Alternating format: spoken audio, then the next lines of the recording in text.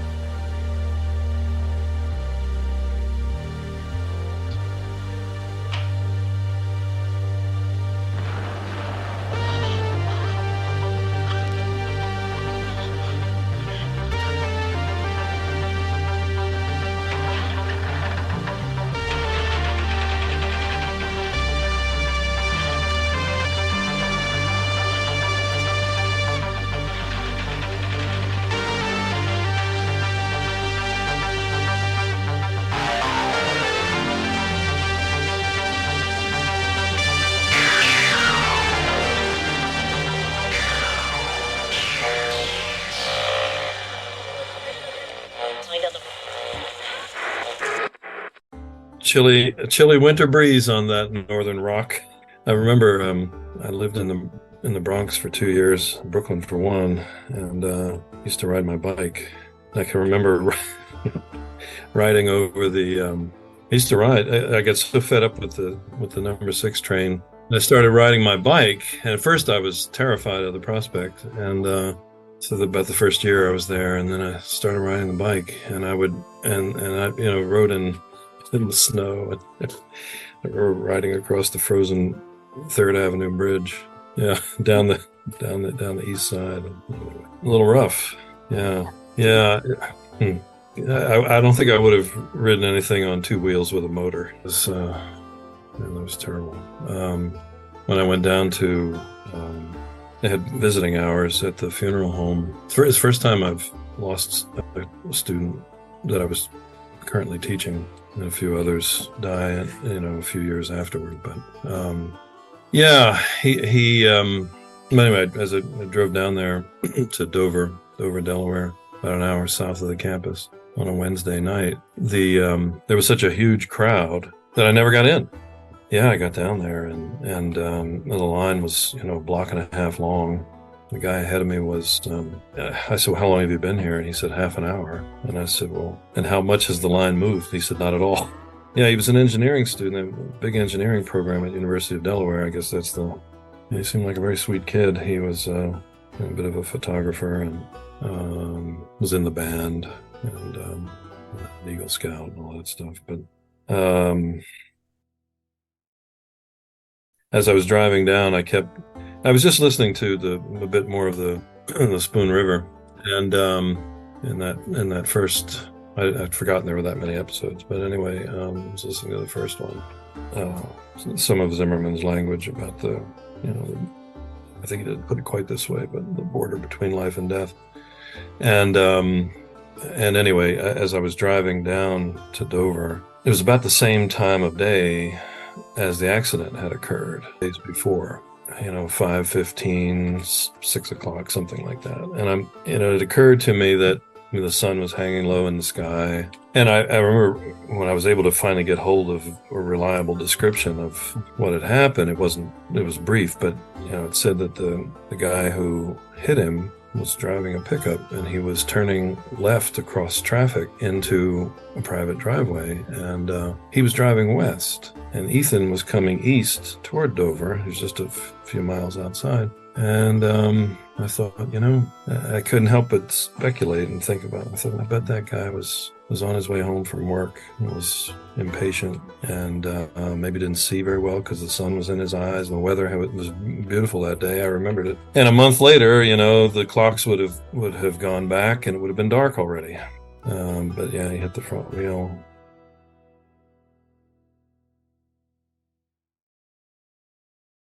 Merle, he was the second oldest of 5.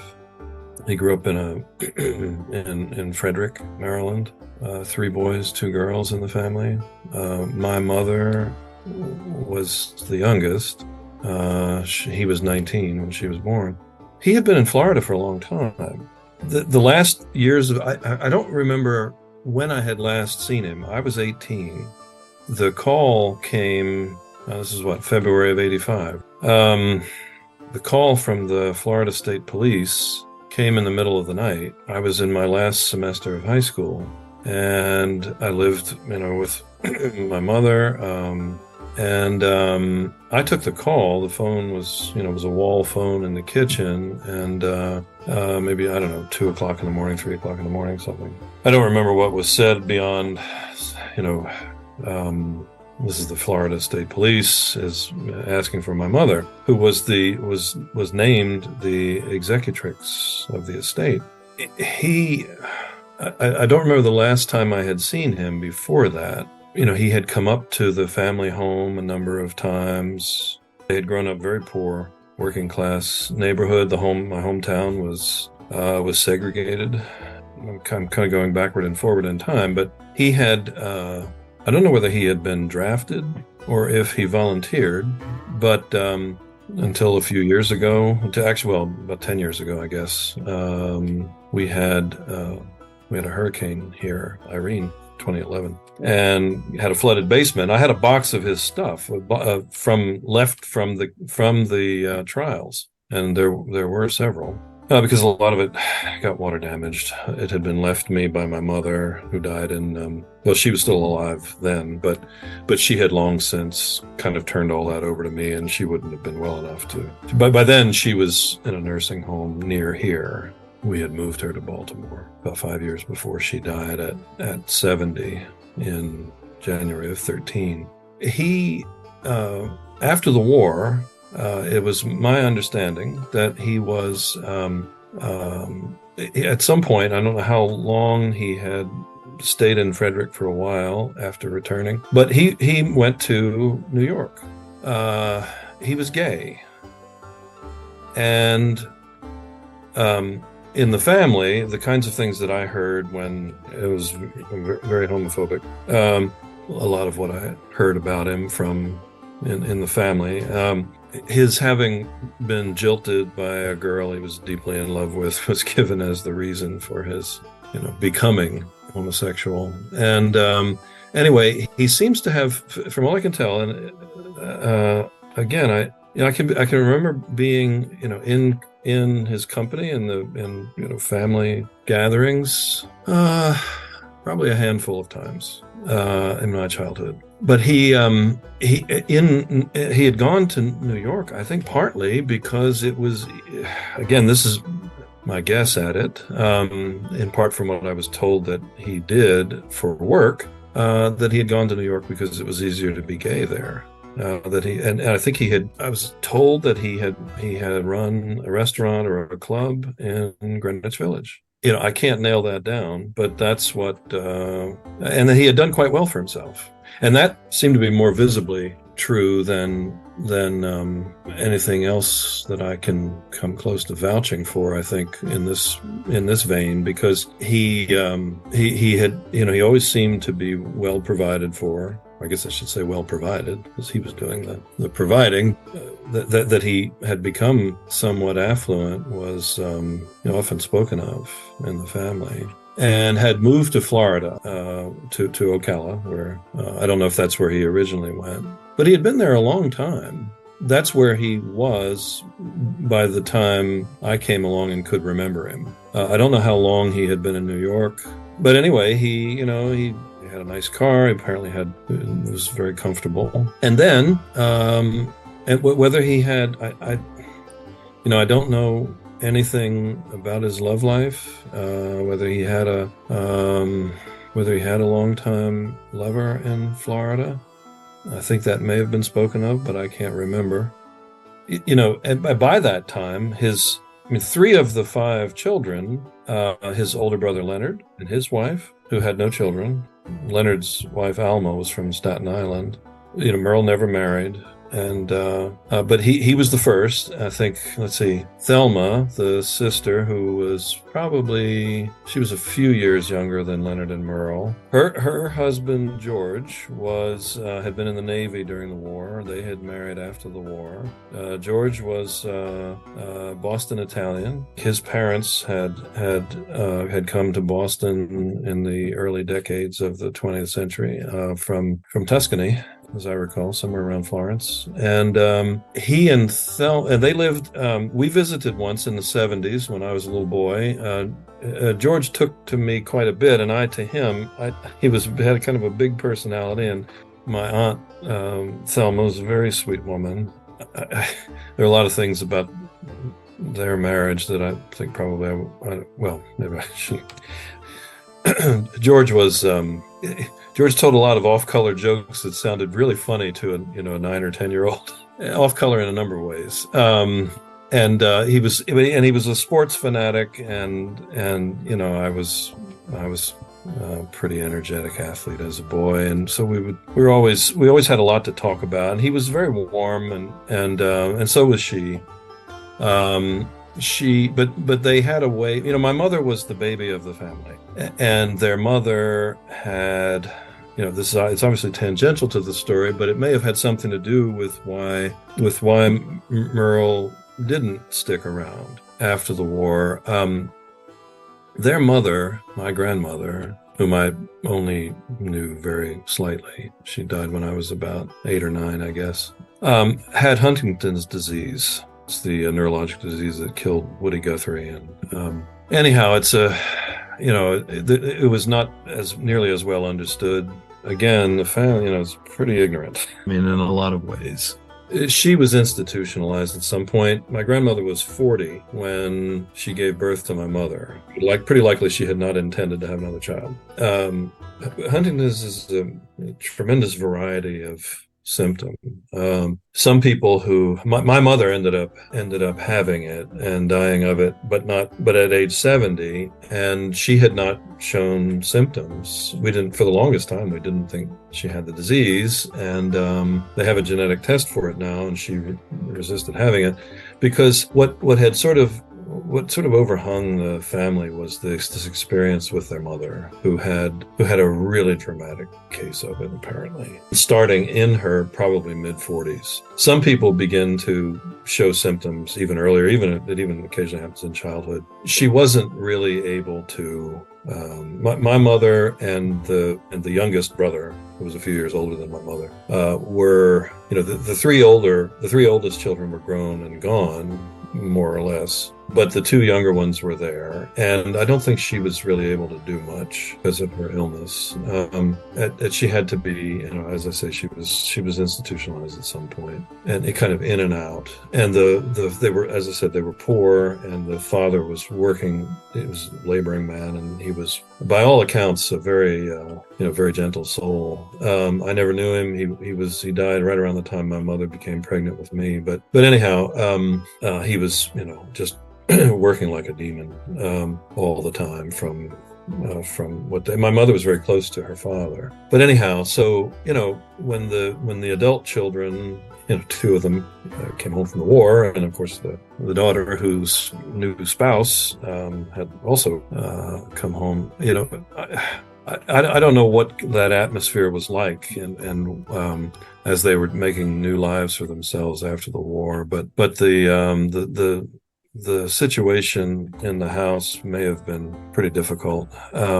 So anyway, the 3 older children all moved to Florida, and Merle was first, and then I don't remember what George did for work. Thelma was mostly a stay-at-home mom. They had 4 sons, my cousins.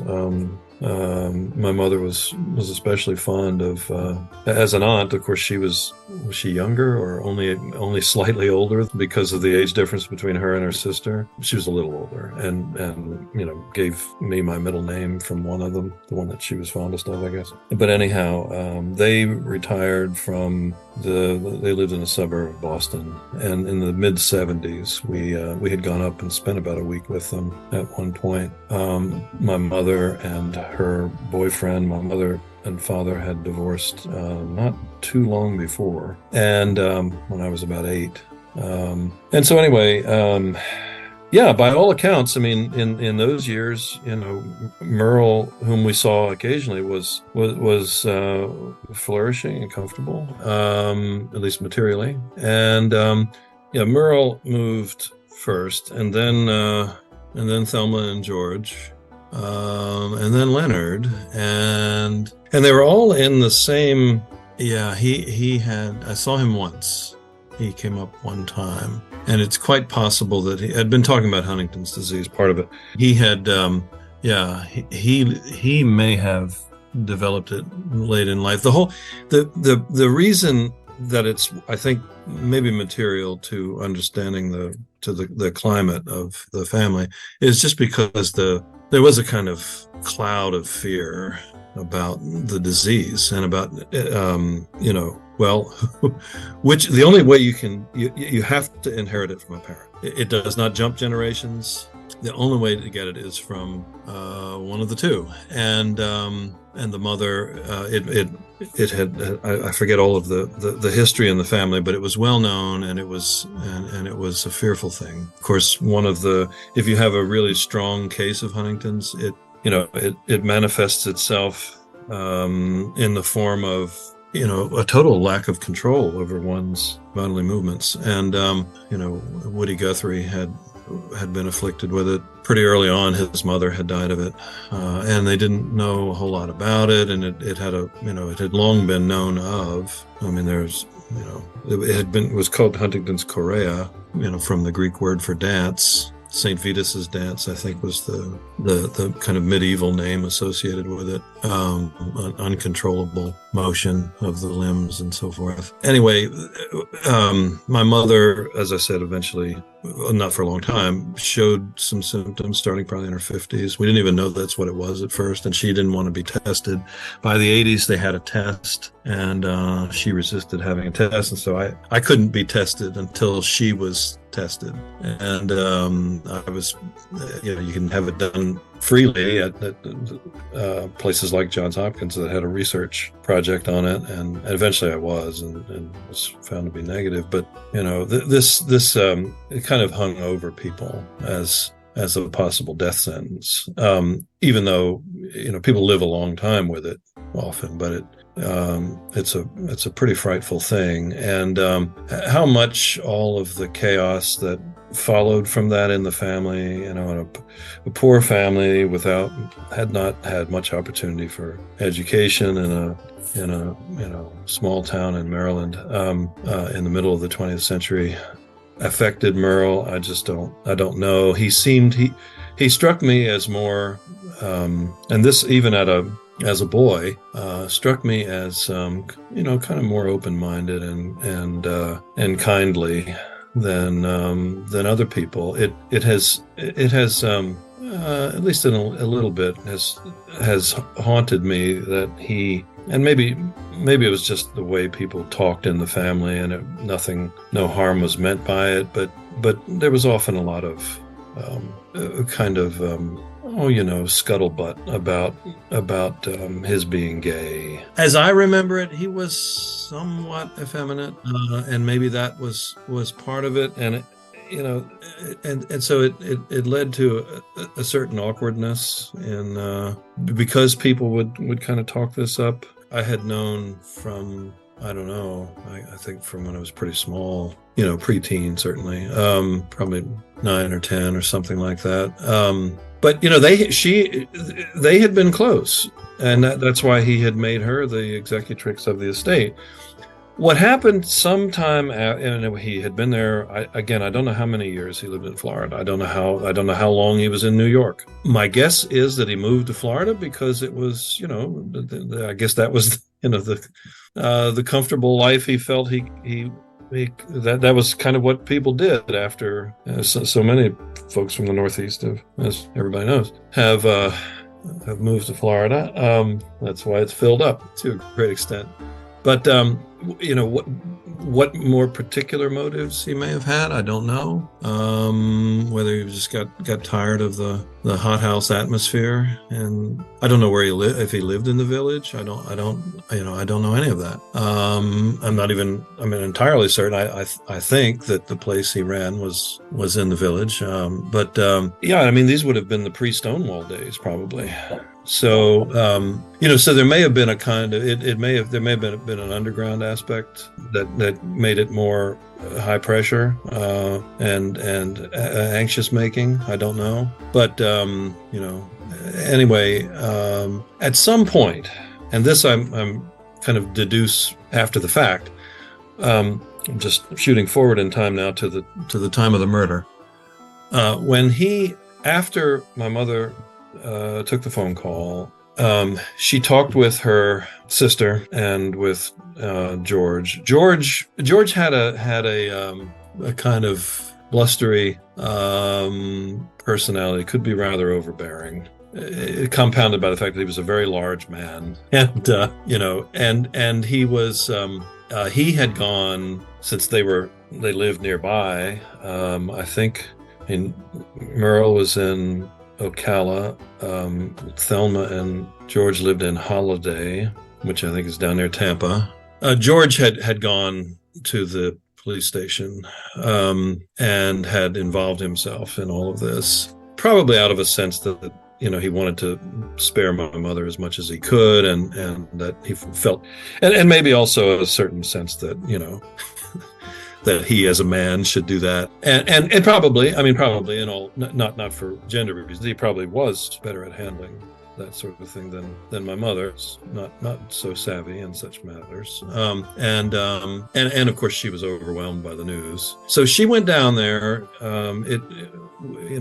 We lived, we had a pretty pinched existence, and I was applying to colleges and all that at the time, and I ended up being the first in the family to go, and nobody else had finished high school, and so all of that had to be done on scholarship. And so even coming up with, I went to, I was in a Catholic school that I had, as a non-Catholic, had attended since 7th grade, for 5 of those years on a full or almost full scholarship, because she couldn't pay tuition, and my father, who had put me in that school, also couldn't pay tuition. And anyway, she had a hard time just coming up with the money to travel down there. And she finally arranged, she got us Amtrak tickets, and she wanted me to come, but she couldn't even get us seats on the same train. So I went a day or two later, missed much of a week of school, as I recall. And she quickly came to know that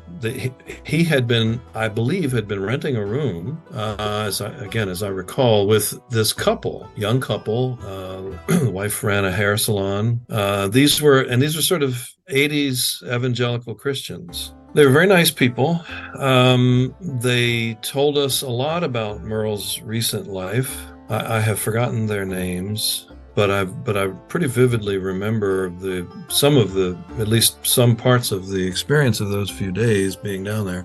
They lived maybe 10 miles outside Ocala. He had, by their account, had a conversion experience, and had renounced his homosexuality, and had given up whatever he had.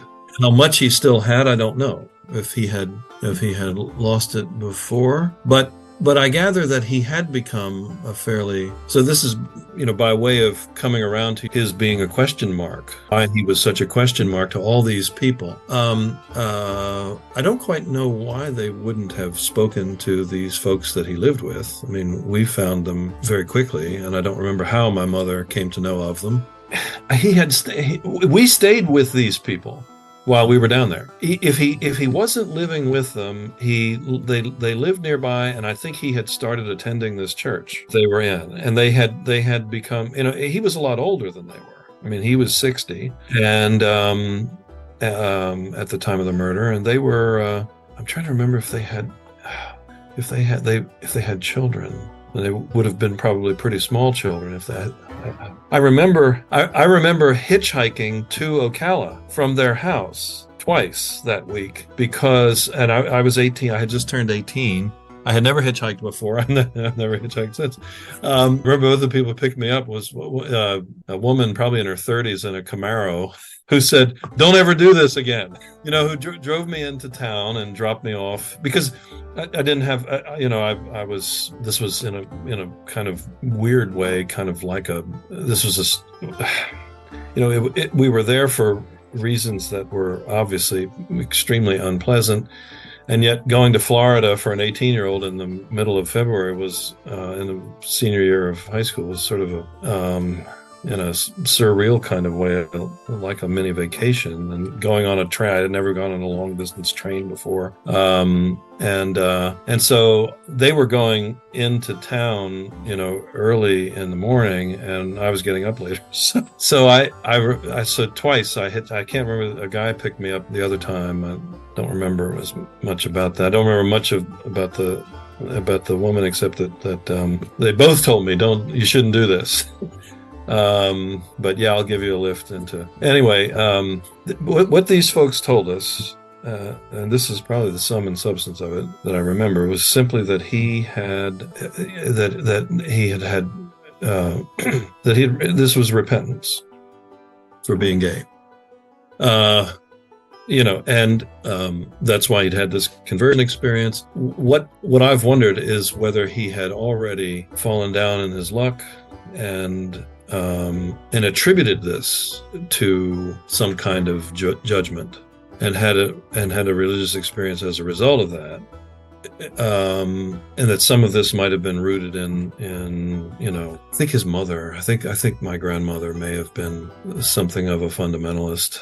I can only speculate that some of that may have come back, and that all these years of probably of feeling having been judged about this and so forth, not ostracized certainly by the family, but sort of talked about.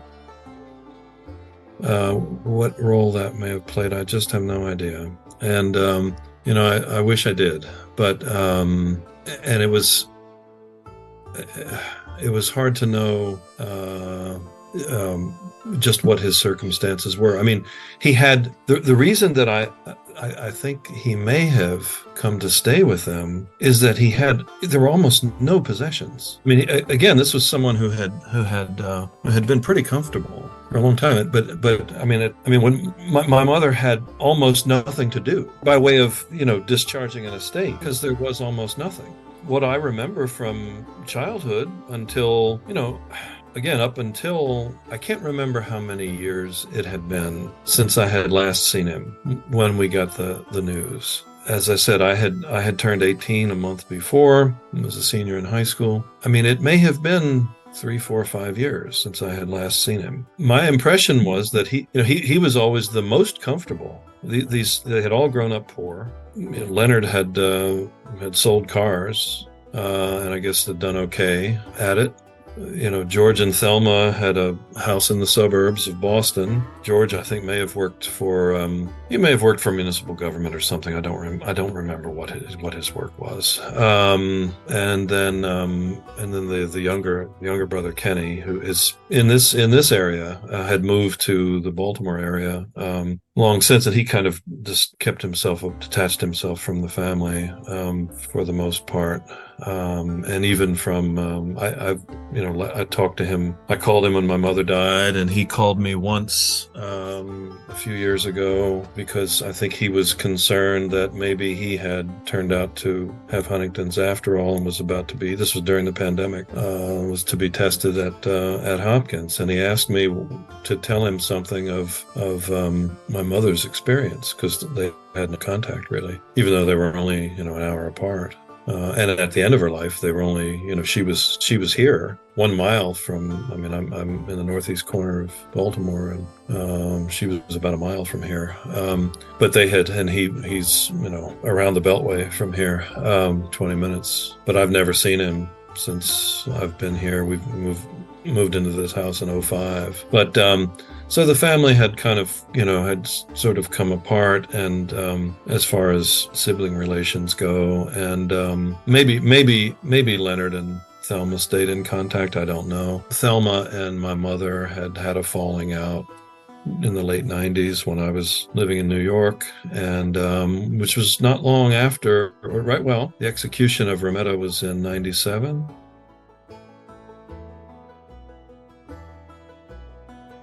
Yeah, why and when Merle's financial difficulties, if that's what they were, began, I don't know. But I've always concluded that would have been unlikely that he would have been working in the midnight shift at age 60.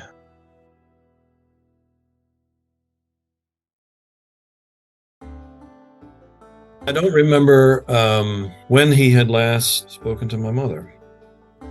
Yeah, I think one of the articles said something about being a loner, or carries certain connotations, I think, in our culture, and or at least tends to. And I mean, as though he had no people, or I think it does, certainly on the matter of fact question. I think it compatible with maybe the way he lived the last few years of his life, but he was a very, very personable man, very as I remember from childhood, he was had a very kindly demeanor. I remember his being very, very outgoing conversationalist, and was very, again, I mean, part of this was indicative, I guess, of whatever degree of affluence he had for a time attained, but he was kind of stylish, and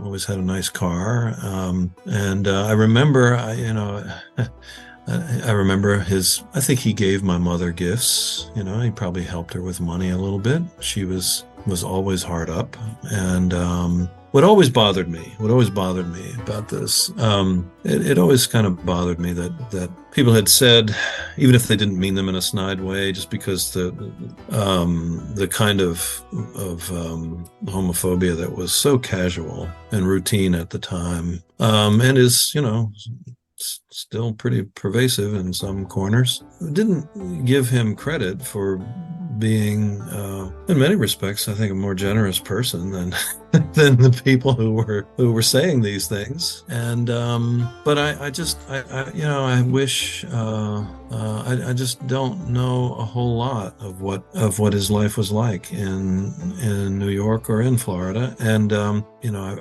heard probably as much about him from the family as I ever saw in person. I mean, you gave me a lot better of an idea of who he was now, though, because before I have this name and a blank, essentially. So now I have a much better idea. I do want to, so it's interesting that he was gay. So Dan Rometta, there are references to him being with men prior to Michigan. And then there was a man who wrote an affidavit saying that he met Dan Rometta along with some other people in a gay bar in Alabama. And now I'm just the wheels are turning in my head, obviously. They never injured anybody on record, they never injured anybody in robberies prior to the one where your uncle was murdered. Right. And I almost wonder if that had anything to do with it. Dan had made homophobic remarks, which was, especially back then, as common of men who were in the closet still and right. with their own identity. And I wonder if that had played any role. I don't know. I'm just mentioning this to you because it is something I've found in my research. That's very. I didn't know anything about that. He apparently dated a man in California before he moved to Michigan. I have not been able to find this name. I've actually tried to find people from his past in California and haven't had any luck, just to see about that theory. But then when we found out he'd met this man in a bar, we started researching the bar, and it's a gay bar. So he was at least somewhat active in that scene, or this was after and he was looking for victims in a gay bar. I don't know. I'm not sure. But I wonder how much that plays into this now. That may have been some self-hatred or something like that. Yeah. And maybe that's why your uncle was the first one that he murdered, because they had robbed other places prior to this, but not injured anybody. So I don't know if that has something to do with it. He did say like he didn't want any witnesses. Yeah. That was ultimately why he did it. Well, he had the young man and woman with him, right? And he was, and it was a weird triangle there, I think, right? Yeah. I mean, she was 18, wasn't she? I've done, since we started communicating, I've done a ton of research, and I've got a lot of information about this case if you ever wanted to look at anything or want more. Well, I would. Yeah. Have you, isn't she still alive? She is still alive. She lives in Michigan again. She got off on a battered woman syndrome defense on her. I read that. I spoke to her once. She only wants to talk about her work as a battered woman syndrome advocate, but she also embezzled money twice after getting released. And I've talked to a lot of people who knew her and all kinds of things. And I don't know if she gave us the complete story or the court the complete story, which she wanted to get out. That was her defense. It is what it is.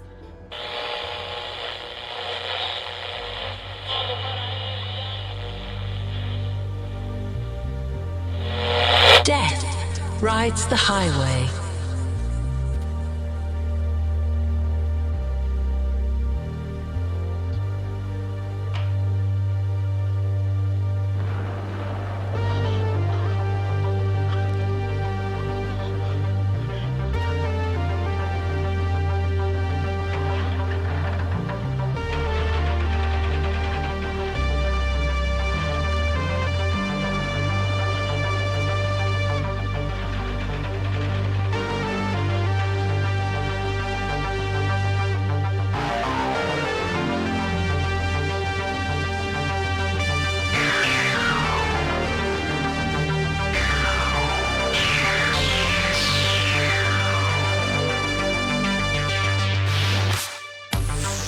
Think, feel, and understand the world around you with Spoon River Gothic Podcast, because we go where the others don't. We dive deeper. And if you want to plunge even deeper into our true crime tales, please subscribe to Spoon River Gothic Agency. That's SRG Agency at www.patreon.com/Spoon River Gothic Podcast, and access the Spoon River Gothic Podcast case file for bonus weekly episodes available on Spotify. And also included in the Patreon case file are investigative materials such as exclusive audio interviews, trial footage, police files, court documents, photos, diagrams, and more to accompany each Season 2 episode of Death Rides the Highway. And if you like what you hear, please leave us a 5-star review on Spotify, Apple Podcasts, or wherever you listen.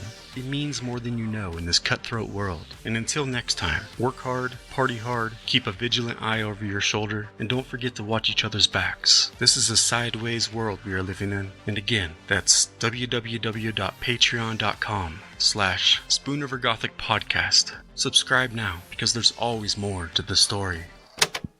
Ever wonder how much of your personal data is out there on the internet for anyone to see? More than you think. Your name, contact info, social security number, home address, and even information about your family members is all being compiled by data brokers and sold to the highest bidders online.